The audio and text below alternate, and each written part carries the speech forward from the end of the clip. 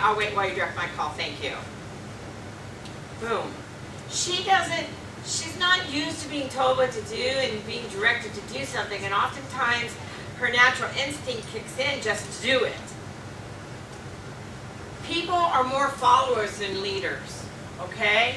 There are more followers than leaders. A good example, I was in Reno, Nevada. It's kind of like a Las Vegas, but smaller.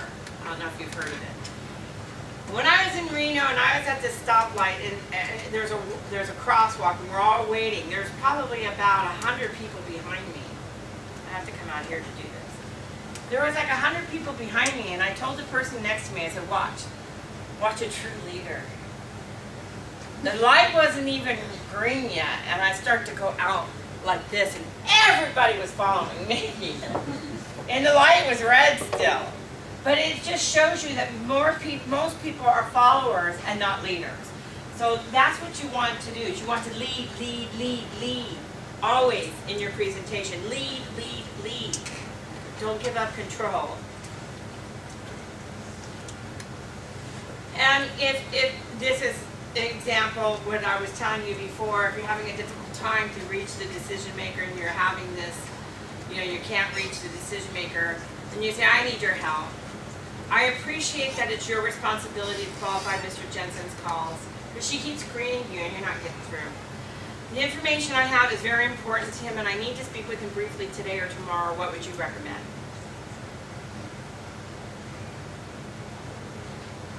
It won't hurt. If you can't get through to the decision maker and you've tried, she keeps screening you out, just go, it's kind of like you're waving the white flag. I give up, I give up.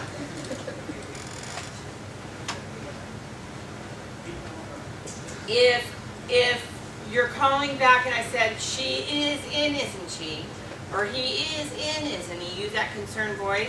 When you are calling back at a time when the secretary says, yeah, tomorrow would be better in the afternoon, one of the things, and I'll show you here, I'll tell a secretary, let's just go to it. Okay, here's the script for the first call. Good morning, ABC Company, how can I help you? Good morning, I need to speak with John Smith, please, and I'll wait while you direct my call, thank you. Or, good morning, I need to speak with the owner, please, and who would that be? May I ask what this is regarding? Certainly, I made a commitment to call today. He is in, isn't he? Or, sure you can, this is concerning a purchase. He is in today. Or certainly, I made a commitment to call him today. I'll wait while you direct my call, thank you. If you don't have the decision maker's name yet, you still want to get that.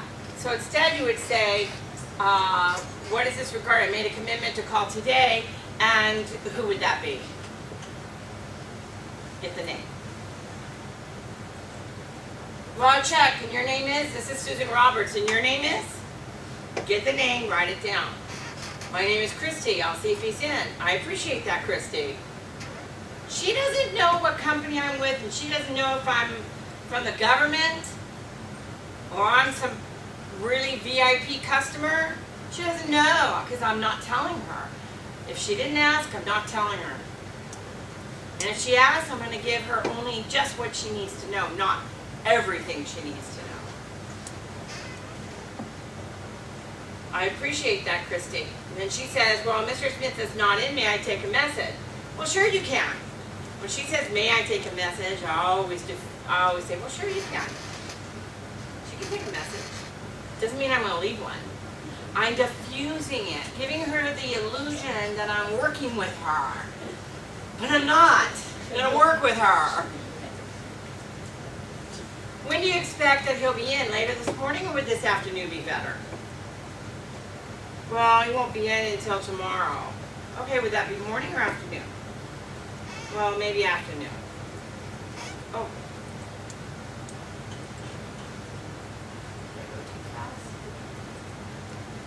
Okay, it's right here.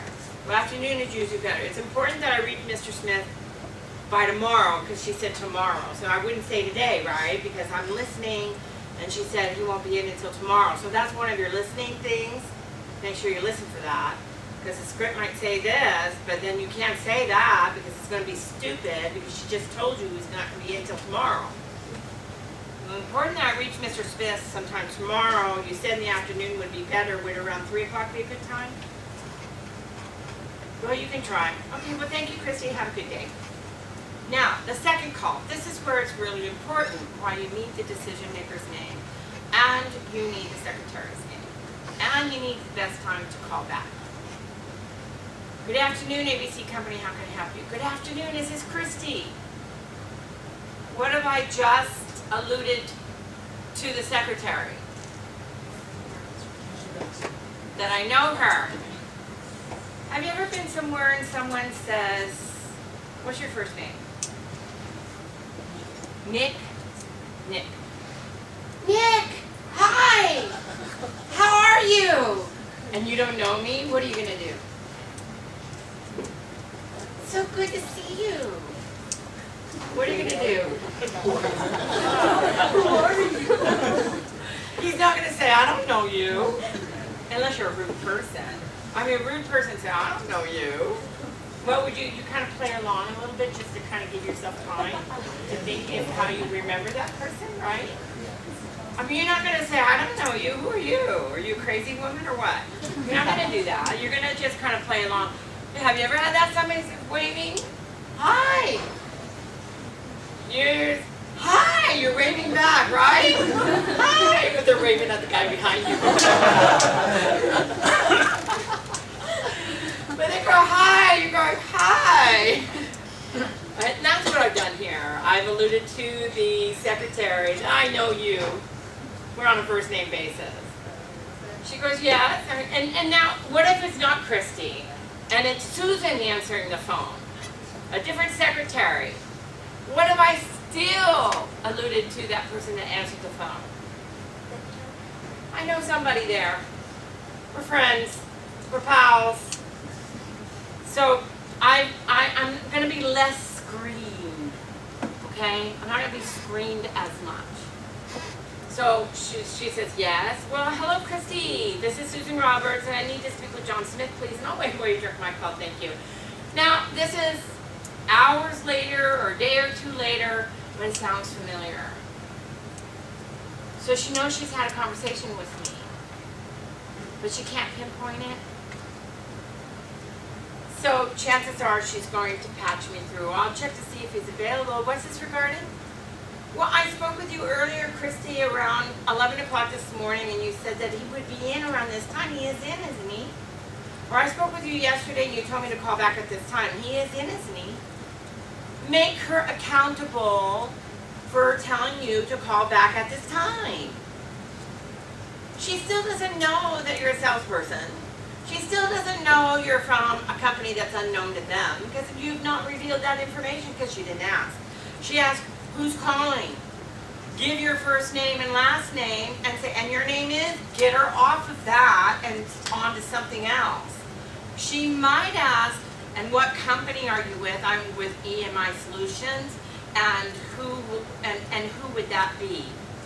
Or who would I need to speak with regarding their bank information, their bank statements? Because you can say bank statements, because we go over the bank statements. And then they'll say, they're not going to say, do we know you? She's not going to say, do we know you, or I'm not familiar with that. She's not going to say anything like that. She's not. It just doesn't happen. If it did, it happened 1 in a million. We want to make our presentation wrapped around 80% rule. 80% rules, this is what happens 80% of the time when we're on the phone. We're always going to have this what if little scenarios. We'll need to be prepared for those.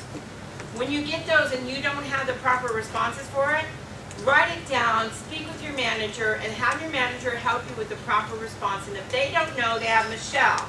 They can Skype her instantly. We had this scenario, how should we handle it? She will immediately, unless she's in the middle of a training, she will respond back how to handle it and then get back to you so that you know next time you run into that situation, this is how you handle it. That's what we're here for. Utilize us.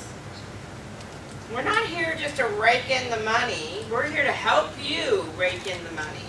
Because we don't make money unless you make money. Well, we want to help you make money. Lots of it. Okay, then we can go on a retreat. Sounds good? We'll go to Tagaytay. We were in Tagaytay, passed through. Who was doing a retreat there? I said it was call center. Sitel. All right, that was done with the secretarial screen. Overcoming objection. What time is it now, by the way? 10:05. Pardon me? 10:05. Okay, I'm going to go through this kind of quick. I'll just have to send you the slides because we're running out of time. But when you get objections, you go here to, where do you stand with your prospect when you're getting objections? If it happens early on, you stand very weak. If it happens way down here in your trial close, you stand very strong. If you get it early on, you do your easy close, like I told you earlier to do. And if you get it down here, you use one of the objection rebuttals that we've given you to use. And we have a rebuttal for pretty much everything that, that you would encounter on the phone. Okay, so where exactly do you stand? Well, I stand strong, because it happened here. Okay. Was your prospect listening to your ideas? Well, if I stand strong, they were listening to my ideas. So then what are they really trying to tell you? Maybe they just don't have enough information. I don't know. Well, there are, I'm going to just pass through this real quick. And the place that I want to go to, if I can find it.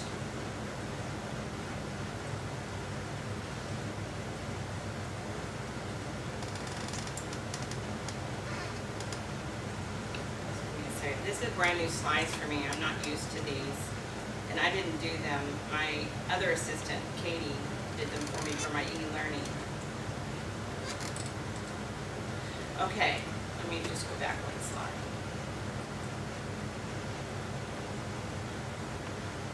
Okay, we need to interpret the objection. The objection will come in 6 categories. You know, there might be 100 different ways to verbalize your objection, but there are only 6 objection categories. Can you figure out what they are besides money is 1? Time is 2.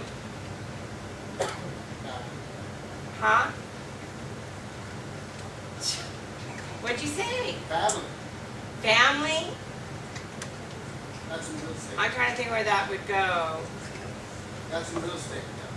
Real estate. Oh, competition. If I know somebody in the business, that's what you're trying to say. That's competition. Okay, what else? What is bad experience?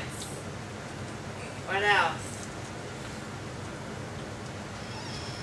What about if they say, they just don't know. Lack information. Thank you. And the last one is, and you're never going to guess it, is silence and guttural utterances. Yes, no, I don't care, hung up. Right? So, there are 6 categories. These are the categories. Prospect's objection is money. If the prospect has a money objection, it's either too much money or not enough money. Well, in our case, we're not selling them anything that's costing them anything. Okay, but they think that it's going to cost them to process the credit cards. But if they're already using a credit card merchant processor, they're already spending that money anyway. We're just trying to save them money. So really a money issue is not an issue unless there's a misunderstanding or a misconception. That's the interpretation. A misunderstanding or a misconception of the cost.